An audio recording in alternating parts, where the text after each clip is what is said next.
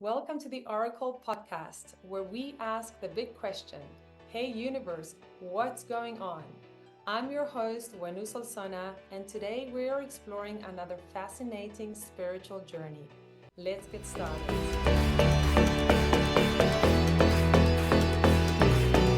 All right. Hello, everybody, and welcome to Orykl's podcast. Hey, universe, what is going on? And today, AJ Parr is going to tell us his amazing story that I can't wait to hear because I know very little about it. So thank you, AJ, for being here. And thank you for agreeing to do this podcast. Well, thank you, Huenu, for inviting me, and I'm really excited. Yeah, me too. Me too. So, AJ, I'm going to ask you really three questions in this whole podcast. The first one is to tell us a little bit about you, who you are, just a bit about your life. The second one will be about what happened. Obviously, this podcast is about sharing stories that are out of the norm or sort of unexplainable stories. And I know you've got a good one. And then the third question will be for you to share what you think really happened or how whatever happened to you was possible. So I'm going to start with the first one. Just a little bit about you and where you come from and your story. Well, thank you. Yes, I am from Venezuela. I live in Colombia. I had to leave my country around 5 years ago. And right now, I'm working as a book coach. I also have a publishing company, and I'm a journalist. That's what I studied in school. So I have been living a more or less normal life. When I was a kid, I started having nightmares. So I learned how to wake up in dreams. I didn't know that that was called lucid dreaming, but when I had recurring nightmares, uh, one time I had a recurring nightmare. And I found myself in the top of a building. It was under construction, and I froze. It was really scary because I had always been afraid of heights. So I realized and I said, hey, this looks more or less like the nightmare I've been having. And I said, wow, maybe this is a nightmare. And I was 7 years old. So I decided I was dreaming. I realized I was dreaming. So I decided to jump. When I jumped, I fell, and I realized that I could. I tried to stop my fall, but since I couldn't, I said, "Well, I'm going to imagine I'm sitting on a sofa." And a sofa appeared, and I said, "I want to be reading a comic book," and a comic book appeared. But it still kept falling. So I said, "Well, uh, uh, when I hit the ground, I want the sofa to bounce," and it bounced. And I realized then that if I concentrated, and I woke up. I realized then that each time I had a nightmare, I could escape. I could concentrate. I could try to change it, and if not, I could concentrate and wake up my body. It was really hard because your body is sound asleep, Yes. so it's really hard to make it move.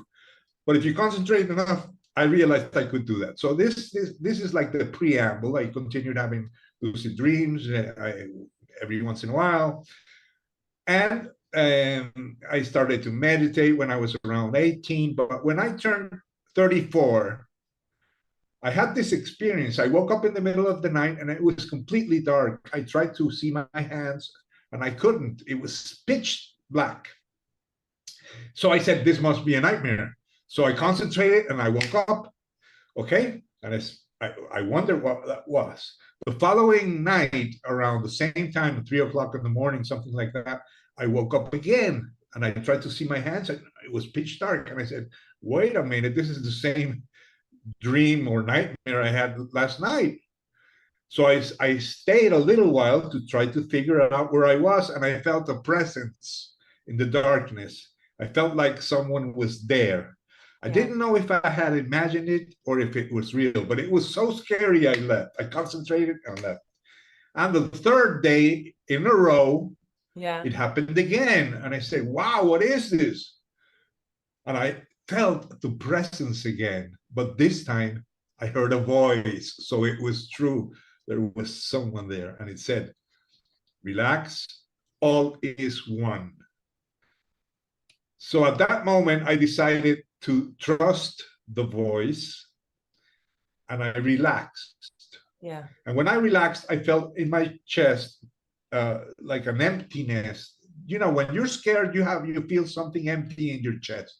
Yeah. Well, that emptiness started to grow and grow. And it wasn't that I was getting more scared. It was simply that I felt like my heart or my soul was expanding. And it started to grow and grow and grow and grow. And it grew bigger than myself, bigger than my house, bigger than everything. And I suddenly found myself, it was like an explosion of light. I found myself in the middle of, I would say it was like a star. I Right. was in the middle of this source of light, which was infinite. I could see up, down, to the right, to the left, in all directions at the same time. I was not aware who I was. I was that. I could see, I could focus on the center of the star and I could detail it. I could focus on each ray and follow it, and it went to the infinite. And I could also see in surrounding each ray a empty space. So I could see that between one ray and the next, there was a small empty space. And since I could feel everything at once, I felt like full and empty at the same time. I could see in all directions. So I knew I didn't think that when I was there. Right. Because I didn't even think, I don't remember thinking or being aware. But it was like, I felt like bliss. Were you awake or were you asleep at this point? Okay, this is a strange part. The first 2 nights I was supposedly asleep. Okay. So the third night, I think that's one of the questions I asked myself. Yeah. And I was supposedly asleep when I reached this dark place. Okay. Right. And when I entered the light, I don't know what I was, because when I woke up again, I had this memory of being there, but it was a memory of being in a place. It was multi-dimensional, because how can you see to the front and the back at the same time? You can't. So I felt I had been somewhere that was not this reality. Yeah. I also felt that I was one with everything. When I came back, I said, oh, I'm still feeling it. I was one with everything. So I got up, I pressed my hand against the wall, and I felt my hand pressing against the wall, but I also felt I was the wall pressing back. So I felt that I was one with everything. And this sensation lasted for several days. It was slowly, it disappeared. But after that, I was totally confused. So you said the sensation lasted for several days. Yes, this sensation of oneness, of unity, of being one with all, of understanding everything. There were no questions. It's not that I had all the answers. I simply had no questions, you know. So I understood, and also I had this download, or this something came to my mind. It was like a small poem explaining to me. It said, in the beginning was the one, but the one was alone and wanted to play. So he divided himself into two. He gave number two amnesia, and thus the game began. Right. So I understood that we are all one and that we have amnesia. Okay. Yes. Everything does. So we are. I understood that there's only one inhabitant in the whole universe, one consciousness that decided one day to divide itself and play the game of life, or the game of multiplicity. Yes. And here we are. So after that, I was very confused. I tried to find an explanation in different religions, psychology. if I can, before you had these dreams at the age of 34, right? You had been having these other very vivid dreams and nightmares, but it wasn't like this one. You just No, didn't never. know. No, well, yes, I had seen spiritual masters.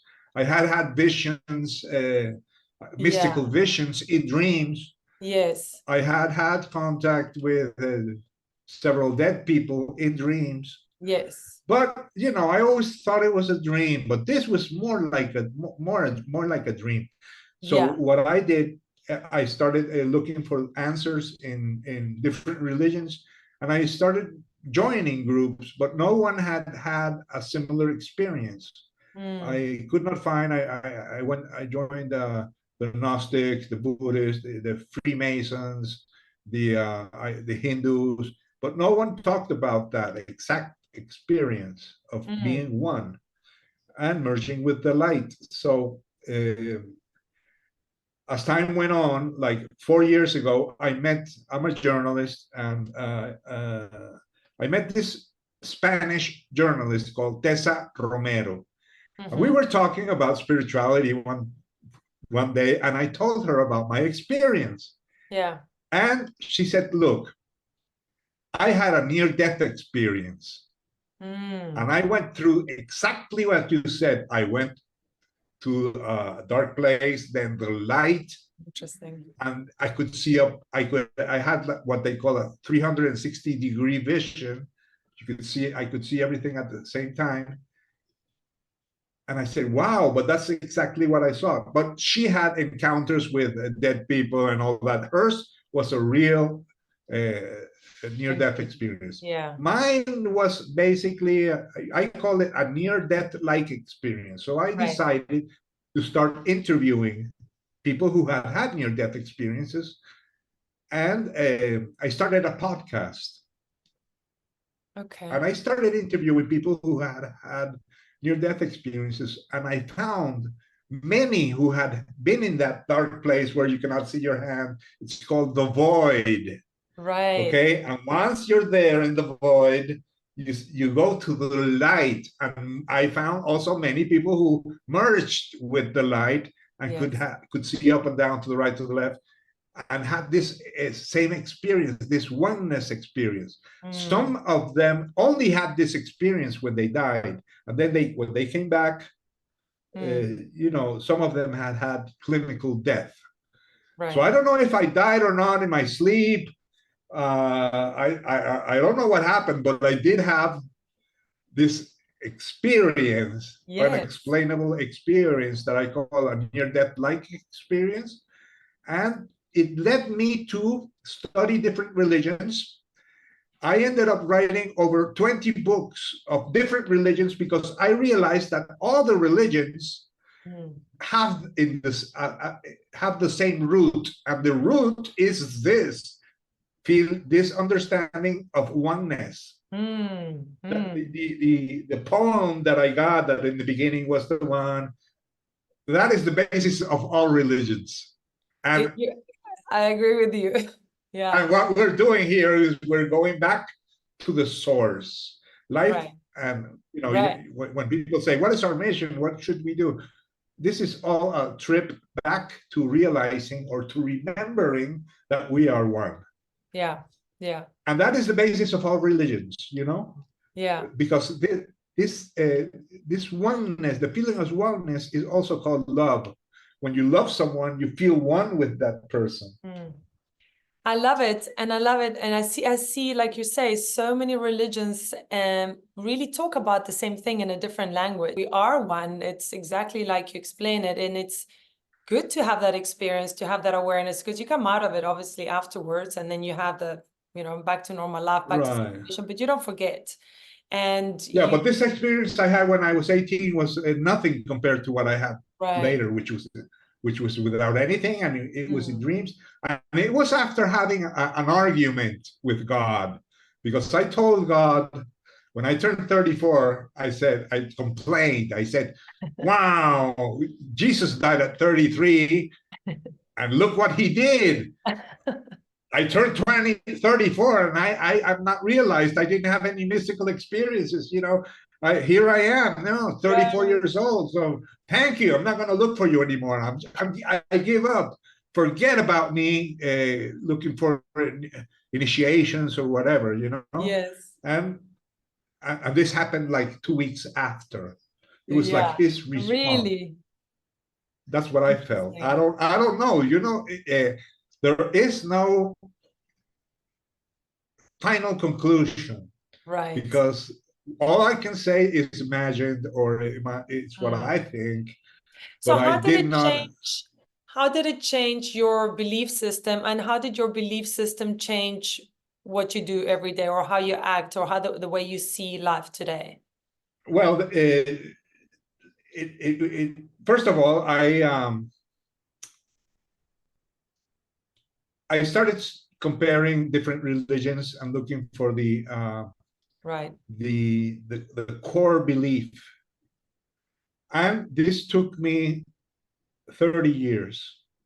Okay, during the 21st years, I didn't write anything, but then I decided to start writing, not about my experience, because I thought that my experience, it was like forbidden for me to talk about it. You know, I thought I could not talk about it.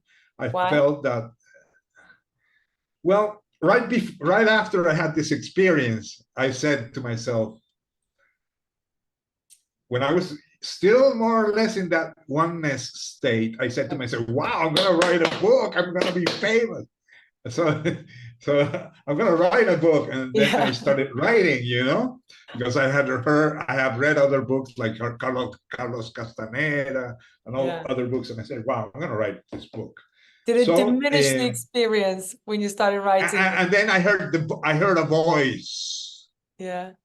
that asked me, it came from behind. I said, why? And I realized that he was asking me, why do you want to write this book? Why do you want to receive this knowledge then? Right. And before I could answer, the answer came out from me. And it said, to write a book and be famous. Right. And I realized that was the wrong answer. I felt like me, wrong answer. Right. Wow. So I fell on my knees and I said, I'm sorry, okay, I'm not gonna write a book. Yeah. Don't, sorry. I understood. So 20 years later, I said, okay, I'm not gonna write a book about my experience. I'm gonna write a book about what I found regarding the different religions. So I wrote Right. a book about I studied all those years, I studied what I call the secret teachings of Jesus, because I came to the conclusion that Jesus taught the basic roots of Hinduism, Buddhism, and all that. So if all religions are one, then he also taught that. So Right. I started finding I could read the gospel and say, hey, this part he's talking about it here, he's talking about it there, you know, and I could Right. see, Right. no, this is probably something that was included. I studied the history of the gospels, found out they were written like 40 years after he died.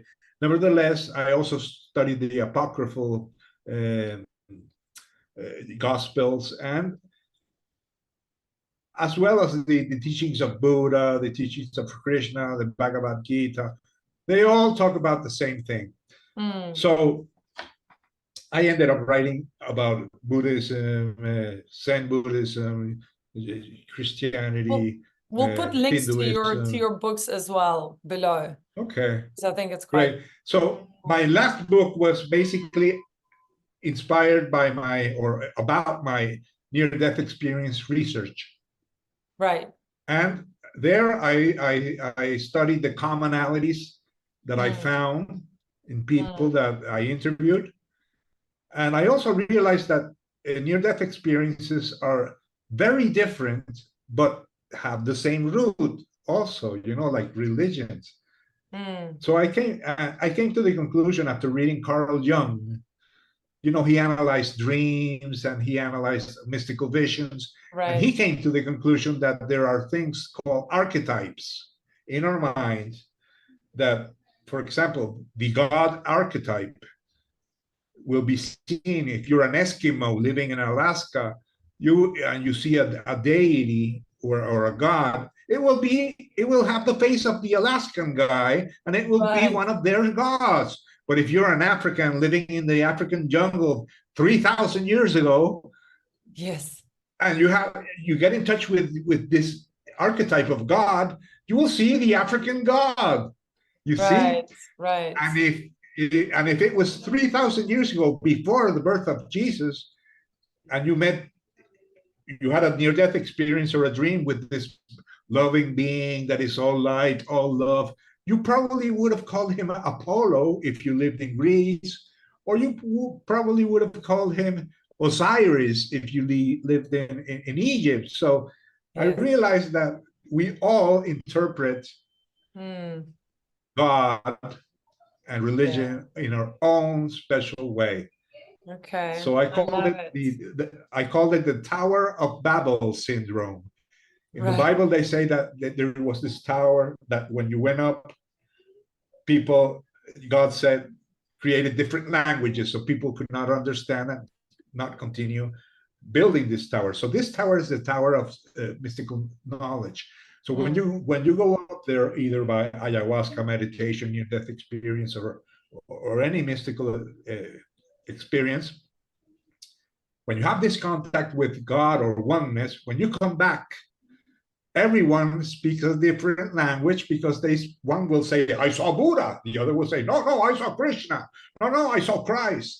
So that's the confusion created Yeah.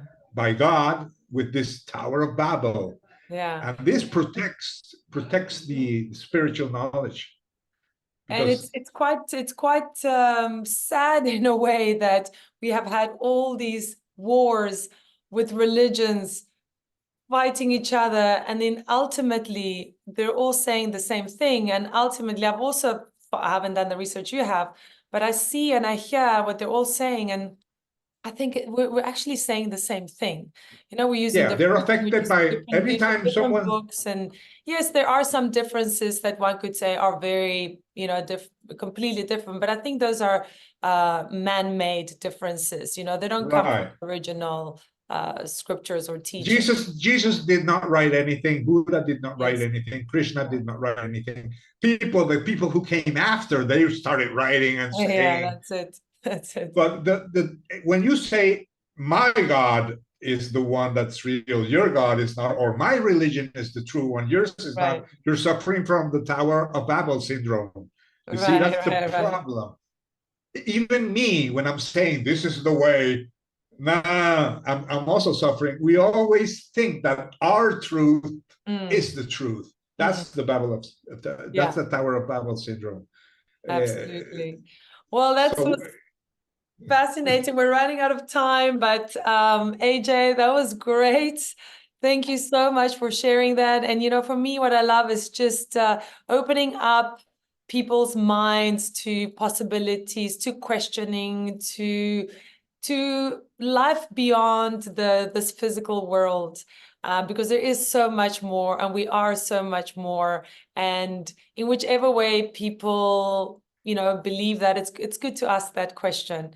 Especially, I think, as we get older and we start really figuring out what it is that we came here to do, and life is short.